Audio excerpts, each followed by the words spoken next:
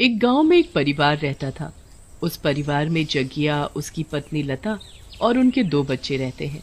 जगिया के पास पैसे नहीं थे, इसलिए खेत की जमीन जमींदार के पास गिरवी रखकर उससे पैसे ले रखे थे, जिससे उसने अपने खेतों में फसल उगाई थी। जगिया ने खेतों में दिन रात मेहनत की, जिससे कि उसकी काफी अच्छी फसल हुई थी। आधी रात को खिड़की के खड़खड़ाने की आवाज आने लगती है और बड़ा ही भयंकर तूफान आ रहा होता है। जगिया जल्दी से लता को उठाता है। लता, लता जल्दी उठो, बाहर बहुत तेज तूफान आ रहा है। तूफान? हे भगवान, इस मौसम में ये तूफान कैसे आ गया? तूफान और ज्यादा तेज होने लगता है, पर जगिया को बस अपने खेतों की चिंता होती है। वो अपने खेतों को देखने जाने लगता है। लता उसे बहुत रोकती है, पर वो उसकी एक नहीं सुनता।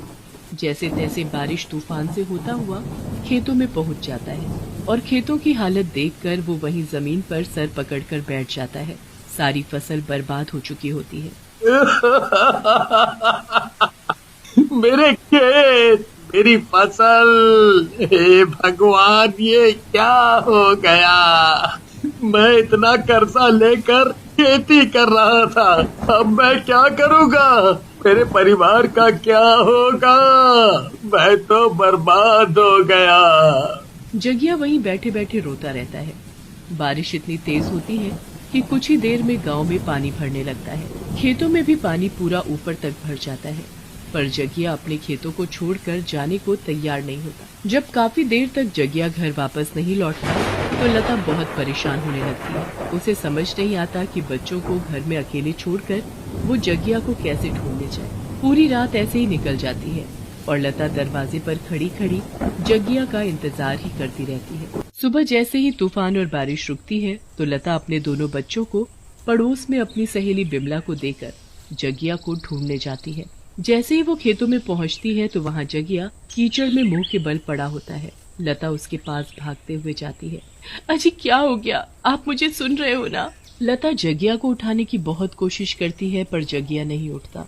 जब लता की आवाज सुनकर वहाँ कुछ लोग आते हैं और जगिया को उठाते हैं तो उन्हें पता चलता है कि जगिया तो मर चुका है।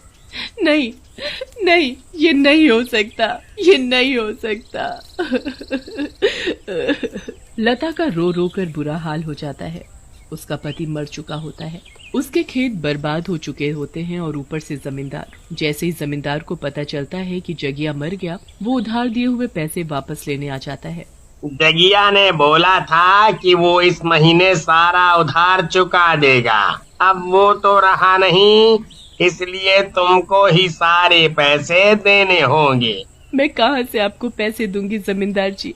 जो थोड़े बहुत पैसे हैं वो भी अगर आपको दे दिए तो मेरे बच्चे भूखों मर जाएंगे। देखो, मुझे अपने पैसे चाहिए बस, वरना जो खेत की जमीन जगिया ने मेरे पास गिरवी रखवाई है वो मेरी हो जाएगी, हैं? समझ रही हो? नहीं नहीं जमींदार जी, मुझे बस कुछ महीने की मोहलत दे दो। मैं खुद खेतों में काम करूंगी और इस बार जो फसल उगेगी उससे आपका सारा कर्ज उतार दूंगी। तुम और खेती, इतने छोटे छोटे बच्चों के साथ तुम कैसे खेती कर सकती हो, हैं? आप बस मुझे मौका तो दे, मैं पूरी ईमानदारी से ब्याज समेत आपके पैसे दे दूंगी। आप मुझ पर भरोसा करें। जमींदार वहाँ से चला जाता है। लता जमींदार को बोल तो देती है कि वो सारा कर्ज उतार देगी, पर उसके लिए ये बड़ा ही मुश्किल होता है। वो फिर भी अपने दोनों बच्चों को लेकर अपनी खेत वाली जमीन पर जाती है। बारिश के कारण जमीन की हालत बहुत ही बुरी हो चुकी होती है। मुझे तो ट्रैक्टर चलाना ही नहीं आता, तो मैं इतना बड़ा खेत अकेले कैसे जोतूंगी? लगता है मुझे हल से ही इसे जोतना पड़ेगा। पता नहीं मैं कैसे सब अकेले कर पाऊंगी। आज मैं सारी सफाई कर देती हूँ, फिर कल से खेतों की जुताई शुरू कर दूंगी। शाम होने पर लता घर वापस चली जाती है। आधी रात को खेतों में कुछ हलचल सी होने लगती है, जैसे वहाँ कोई हो। उसके बाद ट्रैक्टर की लाइट चलती है और ट्रैक्टर स्टार्ट हो जाता है। उस ट्रैक्टर पर एक भूत बैठा होता है जो उसको स्टार्ट करता है और पूरे खेत में उससे जुताई करने लगता है। मैं ये सारा खेत जोत दूंगा, इस खेत पर सबसे अच्छी फसल उगेगी और वो मैं उगाऊंगा। पूरी रात वो भूत उस ट्रैक्टर को चलाकर खेत जोतने का काम करता है। फिर जैसे ही सुबह होने का समय होने लगता है, वो भूत उस ट्रैक्टर को उसी जगह वापस खड़ा कर देता है और वहाँ से गायब हो जाता है। सुबह होने पर जब लता अपने दोनों बच्चों को लेकर जमीन जोतने आती है तो हैरान ही रह जाती है। अरे, ये आधी जमीन किसने जोत दी? मैं तो खुद शाम के वक्त यहाँ से गई थी। मतलब रात को किसी ने इसे जोता है, पर आखिर किसने? कौन हो सकता है जो मेरी मदद कर सकता है? खैर, जो भी है, भगवान उसका भला करे। उसने मेरी बहुत मदद की है। अब मैं एक काम करती हूँ, इसी पर ही बीज बोना शुरू कर देती हूँ। वैसे भी मेरे पास इतने बीज भी नहीं है। लता फिर आधी जुती हुई जमीन में बीज बोना शुरू कर देती है। बीच बीच में वो अपने बच्चों का भी ध्यान रखती है और फिर वापस बीज बोने लगती है। उसके पास इतने बीज भी नहीं होते कि आधी जुती हुई जमीन के लिए भी पूरे पड़ सके। जैसे ही उसके बीज खत्म हो जाते हैं, वो अपने बच्चों को लेकर वापस घर आने लगती है। आते वक्त लता की नजर वहाँ खड़े जगिया के ट्रैक्टर पर पड़ती है। ट्रैक्टर के टायरों पर खेतों की मिट्टी लगी होती है। ये मिट्टी तो ताजी है, जबकि कल जब मैं सुबह आई थी तब ये ट्रैक्टर ऐसा नहीं था। लगता है इसी ट्रैक्टर का इस्तेमाल करके इस खेत को जोता गया है। पर इसकी चाबी तो मेरे पास थी, तो फिर बिना चाबी के कैसे चालू हो सकता है? लता बच्चों को लेकर घर चली जाती है। फिर से आधी रात को एक भूत आकर उस ट्रैक्टर को चालू करता है और बाकी का बचा हुआ आधा खेत भी जोत देता है। अब मुझे इसमें बीज बोने होंगे, पर यहाँ तो कोई बीज ही नहीं है। कोई नहीं, मैं अभी अपने जादू से बीज लाता हूँ। भूत जादू से ढेर सारे बीज ले आता है और पूरे खेत में बो देता है। उसके बाद वो फिर से उस ट्रैक्टर को अपनी जगह खड़ा कर देता है और गायब हो जाता है। अगले दिन जब लता फिर से आती है तो फिर से हैरान होती है। उसे समझ ही नहीं आ रहा होता कि आखिर कौन है जो उसकी इतनी मदद कर रहा है। मेरा सारा काम तो कोई और ही करके चला जाता है, पर पता नहीं कौन है वो भला आदमी। पर अब मैं अपने खेतों में पानी कैसे दूं? दूसरे खेत से लेकर देते थे, अब मुझे कौन मुफ्त में पानी देगा? हे भगवान, अब तो कोई चमत्कार कर।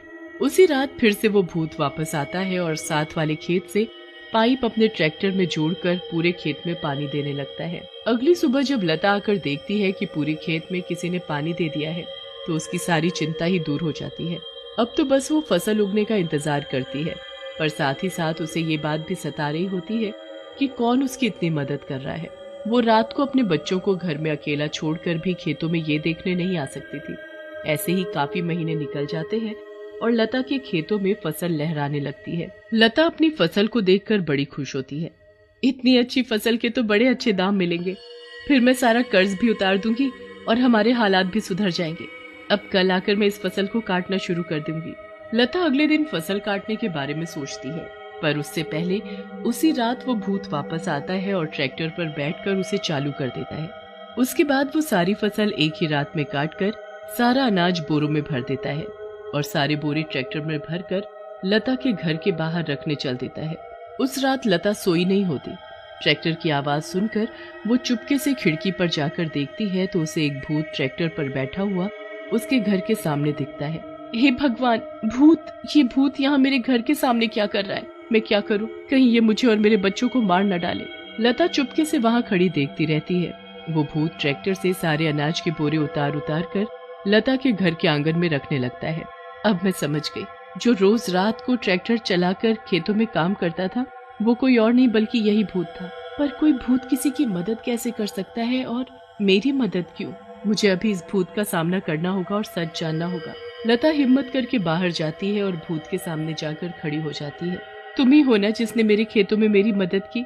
बताओ कौन हो तुम और तुम क्यों मेरी मदद कर रहे हो? आखिर मेरी ही मदद क्यों? बताओ।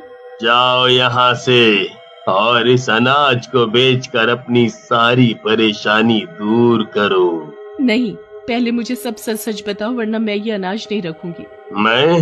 मैं जगिया हूँ, तुम्हारा पति। मैं तुम्हारी मदद कर रहा था क्योंकि मरने के बाद भी तुमको और अपने बच्चों को ऐसी तकलीफ में नहीं देख पा रहा था। लता की आंखों में आंसू आ जाते हैं। जगिया का भूत वहाँ से चला जाता है और अगले दिन लता सारा अनाज बेचकर जमींदार का कर्जा उतार देती है। जमींदार उसकी ईमानदारी से बड़ा खुश होता है और उसके खेतों को किराए पर लेकर उसे हर महीने अच्छे पैसे देने लगता है, जिससे लता और उसके बच्चे अच्छे से रहने लगते हैं।